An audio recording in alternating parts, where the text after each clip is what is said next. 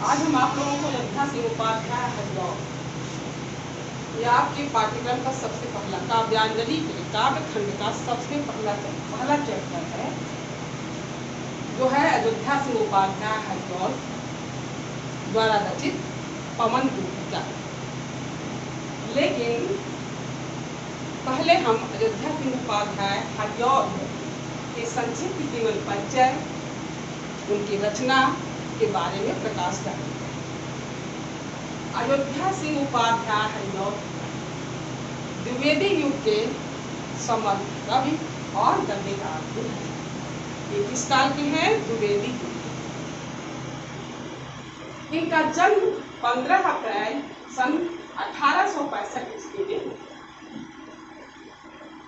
इनकी मृत्यु 6 मार्च सन 1947 ईस्वी में। इनका जन्म स्थान निजामाबाद, आजमगढ़ में है, निजामाबाद स्थान में। इनके पिता का नाम भोला सिंह उपाध्याय तथा माता का नाम रुक्मिणी देवी था। इनकी शिक्षा स्वाध्याय से, इनकी शिक्षा का प्रारंभ जो है वह फारसी से शुरू हुआ था, लेकिन ये स्वाध्याय से हिंदी, संस्कृत, अंग्रेजी, फारसी का अच्छा ज्ञान प्राप्त करते। उसके बाद शिक्षा के बाद इन्होंने जो कार्यभार ग्रहण किया था, तो निजामाबाद के मिडिल स्कूल के अध्यापक हुए। उसके बाद कानून हो और काशी विश्वविद्यालय में अवैतनिक शिक्षक पद पर कार्य। इनकी रचना, मुख्य रचना है काव्य संग्रह में इनकी मुख्य रचना है प्रिय प्रवास। प्रिय प्रवास खड़ी बोली का प्रथम महाकाव्य। प्रिय प्रवास जो है खड़ी बोली का प्रथम महाकाव्य है। इसमें 17 सर्ग है।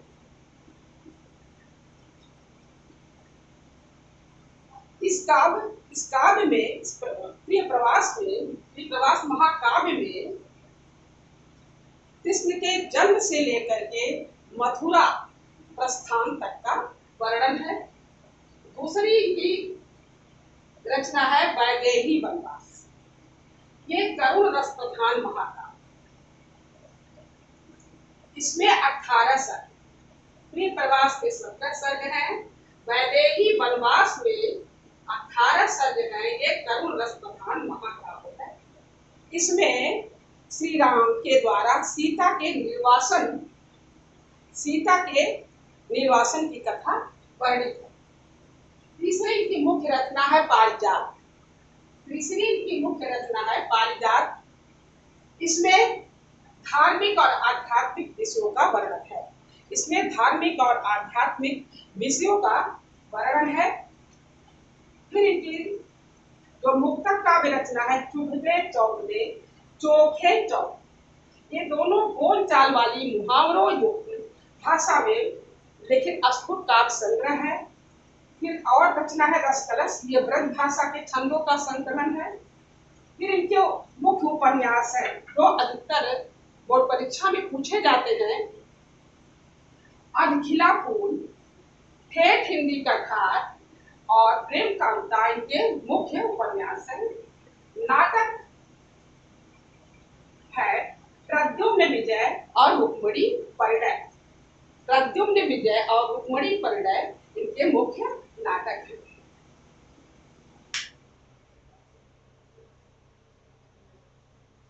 प्रिय प्रवास में अयोध्या सिंह उपाध्याय जी को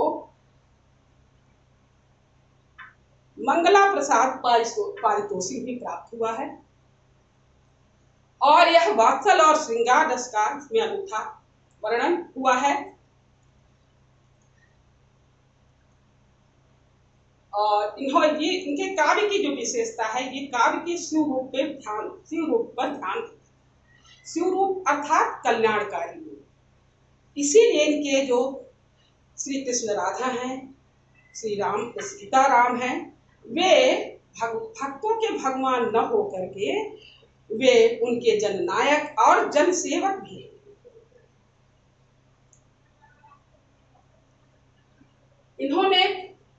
ये महावीर प्रसाद द्विवेदी के संपर्क में आने पर इन्होंने खड़ी बोली काव्य को खड़ी बोली का नया रूप प्रदान किया। पहले ये ब्रज भाषा में कविता लिखते थे।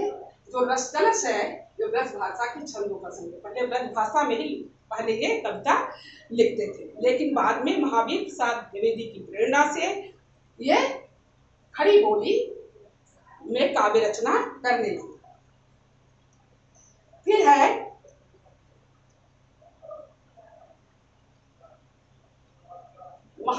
जो इनका खड़ी बोली का जो प्रथम महाकाव्य, ये अधिकतर ये पूछा जाता है कि प्रिय प्रवास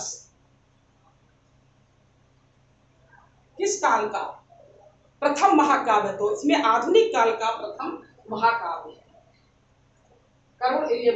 तीनों ये आपके प्रबंध काव्य में आते हैं। प्रिय प्रवास, वैदेही वनवास और पारिजात ये प्रबंध काव्य की श्रेणी में आते हैं। इनकी भाषा संस्कृत निष्ठ खड़ी बोली है। ब्रज भाषा पहले लिखते थे, ब्रज भाषा में कविता लिखते थे, लेकिन बाद में संस्कृत निष्ठ खड़ी बोली और स्फुट रचनाओं में बोलचाल की मुहावरेदार भाषा का प्रयोग किया है। अब इनके काव्य में प्राचीनता और नवीनता का दोनों का समन्वय मिलता है। इन्होंने राधा का जो चित्रण किया है उसमें राधा को लोक सेविका के रूप में चित्रण किया है, क्योंकि इन्हीं गुणों के कारण लोक सेविका के रूप में चित्रण किया है और इन्हीं गुणों के कारण उनके चरित्र में एक नवीनता आ गई है। अब हम आपको पवन दूतिका, जो इनका पाठ आपको पढ़ाना है, पवन दूतिका आपको हम पढ़ाएंगे, लेकिन उसके पहले पवन दूतिका का मतलब क्या होता है, उसका अर्थ क्या होता है। पवन दूतिका, पवन को संदेशवाहिका बनाया गया, वायु के माध्यम से अपने संदेश को राधा ने कृष्ण के पास भिजवाया है, इसीलिए इनको दूती के रूप में चित्रित किया गया है पवन को। क्योंकि पवन को अपनी दूती बनाई है, संदेशवाहिका बनाई है और उसी के द्वारा ही अपने व्यथा को, अपनी बात को कृष्ण के पास भिजवाया है।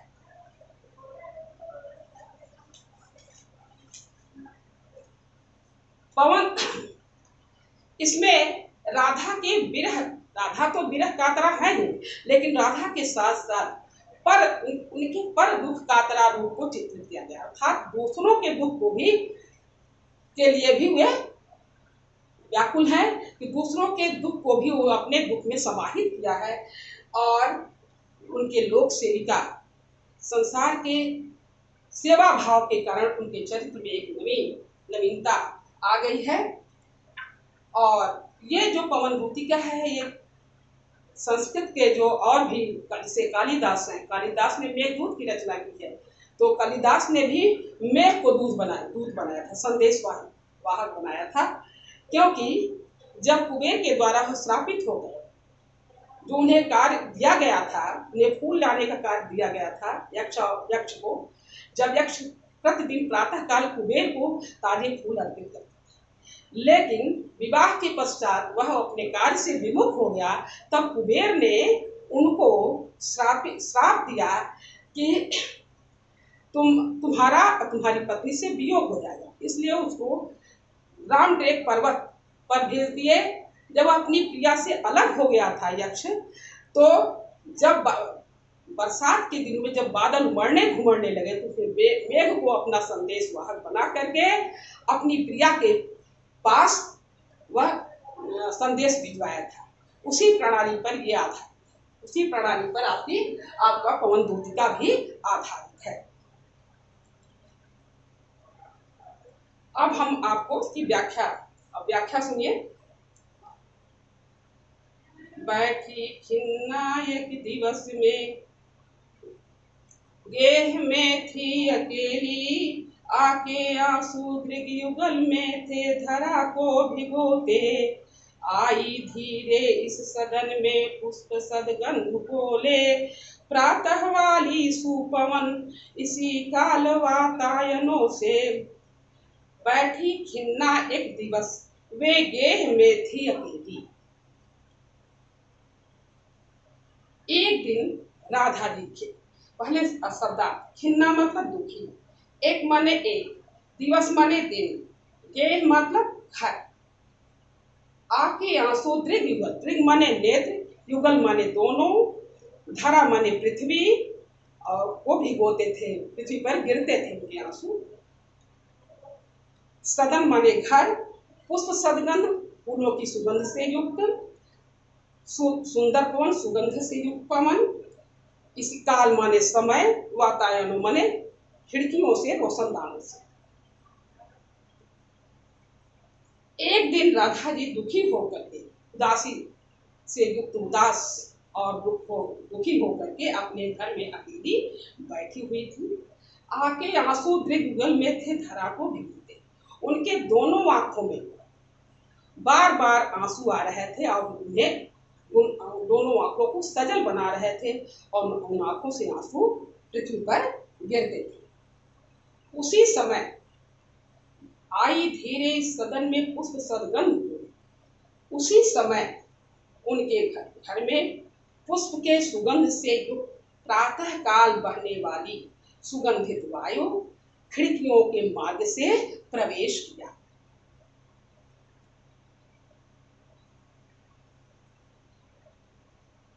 संतापों को विपुल बढ़ता देख के दुखिता हो, धीरे बोली सुसदुख उससे श्रीमती राधिकायो, प्यारी प्रातः पवन इतना क्यों मुझे है सताती, क्या तू भी है कलुषित हुई काल की क्रूरता से। जब राधा जी ने देखा कि मेरा दुख जो है, मेरा विरह, मेरी पीड़ा लगातार बढ़ती चली जा रही, क्योंकि शीतल मंद सुगंध वायु के स्पर्श से उनका विरह और भी बढ़ रहा था। जब ये देखती है कि मेरा कष्ट और भी बढ़ता, विपुल माने बहुत अधिक, संताप माने कष्ट, विपुल माने बहुत अधिक, जब अपने कष्टों को बहुत अधिक बढ़ता हुआ जब देखती हैं तो दुखी होकर के धीरे धीरे बोली सदुख दुख के साथ उससे श्रीमती राधिका, उस पवन से राधिका जी इस प्रकार बोलती है, इस प्रकार कहती है। जब राधा जी का पवन के स्पर्श से, वायु के शीतलता से उनका कष्ट, उनका विरह और भी बढ़ने लगा, बहुत अधिक, विपुल मतलब बहुत अधिक जब बढ़ने लगा, तो राधिका जी बड़े दुख के साथ उस पवन से धीरे से बोलती है, उससे कहती है। क्या कहती है? प्यारी प्रातः पवन इतना क्यों मुझे है सताती, क्या तू भी है कलुषित हुई काल की क्रूरता से। कहती हैं, हे प्रातः काल बहने वाली प्यारी पवन, तुम मुझे क्यों इतना कष्ट दे रही हो, क्यों इतना सता रही हो, अर्थात कष्ट दे रही हो। क्या तुम भी मेरी तरह, क्रूरता माने कठोरता, काल माने समय, कलुषित माने दूषित, कलुषित का अर्थ होता है दूषित, काल माने, काल का अर्थ होता है समय, क्रूरता का मतलब कठोरता। क्या तुम भी मेरी तरह काल की, समय की कठोरता से दूषित हो गई हो, दुखी हो गई हो, इसीलिए मुझे सता रही हो।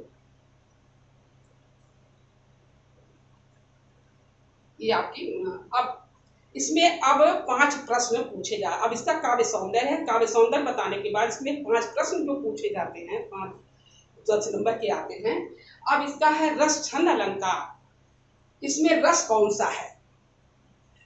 इसमें रस है श्रृंगार रस।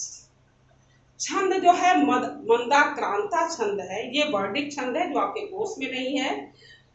ये 4 चरण, इसमें 4 मंदाक्रांताओं में छंद में 4 चरण होते हैं, हर चरणों में 17 वर्ण होते हैं, जो आपके कोर्स में नहीं, वर्णिक छंद के श्रेणी में आता है, जो आपके कोर्स में नहीं है। तो इसमें मंदाक्रांता छंद है, रस श्रृंगार है, मंदाक्रांता छंद है, अलंकार मानवीकरण अलंकार।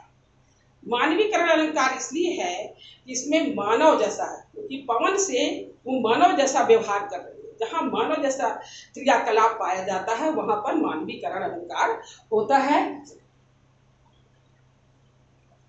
शब्द शक्ति, इसमें अभिधा है, बहुत साधारण अर्थ है, गुण प्रसाद गुण है और शैली प्रबंध से। रस श्रृंगार रस, छंद मंदाक्रांता, अलंकार मानवीकरण,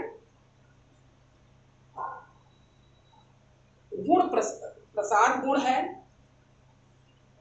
शब्द शक्ति अभिधा है और शैली प्रबंध शैली है, भाषा संस्कृत निष्ठ है।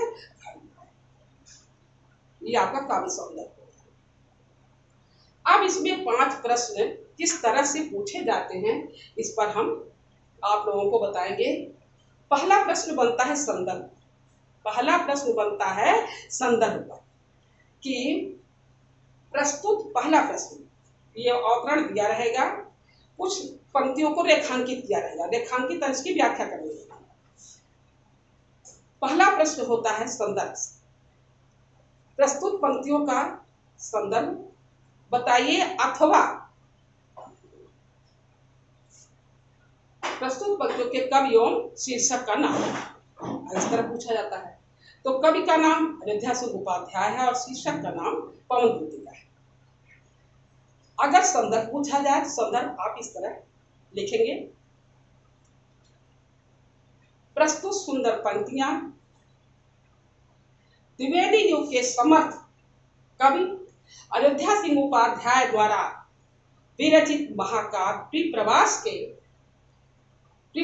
के हमारी पाठ्य पुस्तक काव्यांजलि के काव्य खंड में पवन दूतिका काव्यांश से उद्धृत, पवन दूतिका शीर्षक या काव्यांश से उद्धृत है। ये आपका संदर्भ हो गया। प्रस्तुत, फिर एक बार, प्रस्तुत सुंदर पंक्तियां द्विवेदी युग के समर्थ कवि अयोध्या सिंह उपाध्याय हरिऔध द्वारा विरचित महाकाव्य प्रिय प्रवास से हमारी पाठ्य पुस्तक काव्यांजलि के काव्य खंड में संकलित पवन दूतिका शीर्षक से उद्धृत है। ये सब। दूसरा प्रश्न इसमें कि ये पूछा जा सकता है कि पुष्पों की सुगंध को लेकर के राधा के घर में कौन प्रवेश किया। पुष्प सुगंध से युक्त होकर के राधा के घर में प्रातःकालीन बहने वाली वायु ने प्रवेश किया। तीसरा शब्दार्थ में प्रश्न है, वातायन का क्या अर्थ होता है। वातायन है, खिन्ना है, जो कठिन शब्द है उसके शब्दार्थ पर एक प्रश्न। खिन्ना तथा वातायन का क्या अर्थ होता है। खिन्ना मतलब दुखी, वातायन मतलब खिड़कियों से रोशनदान। संताप का होता है कष्ट। शब्दार्थ पर प्रश्न। तीसरा प्रश्न ये होगा शब्दार्थ। चौथा, रेखांकित अंश की व्याख्या कीजिए। जैसे रेखांकित है, प्यारी प्रातः पवन इतना क्यों मुझे है सताती, क्या तू भी है कलुषित हुई काल की क्रूरता से। इसकी व्याख्या आप लिखेंगे। व्याख्या में केवल व्याख्या ही लिखनी है, संदर्भ नहीं लिखना। संदर्भ तो ऊपर आप लिख ही चुके हैं, केवल व्याख्या ही लिखना है। इसकी व्याख्या इस तरह होगी, राधा जी प्रातःकालीन बहने वाली वायु जब उनके खिड़कियों के मार्ग से उनके घर में प्रवेश किया और उसके स्पर्श से उनका दुख बहुत अधिक बढ़ने लगा, तब उससे पूछती है कि हे प्यारी प्रातःकाल बहने वाली प्यारी पवन, क्या तुम भी मेरी तरह समय की कठोरता से दूषित हो गई, दुखी हो गई। इसकी व्याख्या हो गई। तो पांचवा प्रश्न, काव्य सौंदर्य से इसमें कौन सा छंद है, कौन सा रस है, इसकी भाषा क्या है, इससे पूछा जा सकता है। ये आपका 5 प्रश्न ये इसमें पूछा जा सकता है।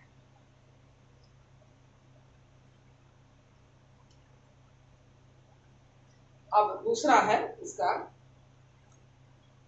मेरे प्यारे नौ जलद से कंज से नेत्र वाले, जाके आए न मधुबन से और न भेजा संदेशा। मैं रो रो के प्रिय विरह से बावली हो रही हूँ, जाके मेरी सब दुख कथा श्याम को तू सुना दे। अब पुनः कौन से कहती है राधा जी, मेरे प्यारे नौ जलद से कंज से नेत्र वाले। मेरे प्यारे श्री कृष्ण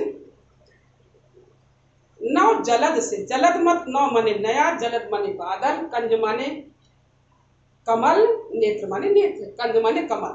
कहते हैं मेरे हे पवन, मेरे प्यारे श्याम श्री कृष्ण नए नए मेघ के समान शोभा संपन्न है और उनके नेत्र कमल के समान सुंदर हैं।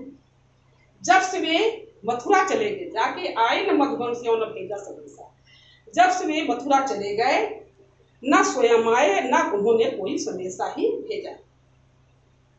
इसलिए मैं रो रो के प्रिय विरह से बावली हो रही हूँ, जाके मेरी सब दुख कथा श्याम को तू सुना दे।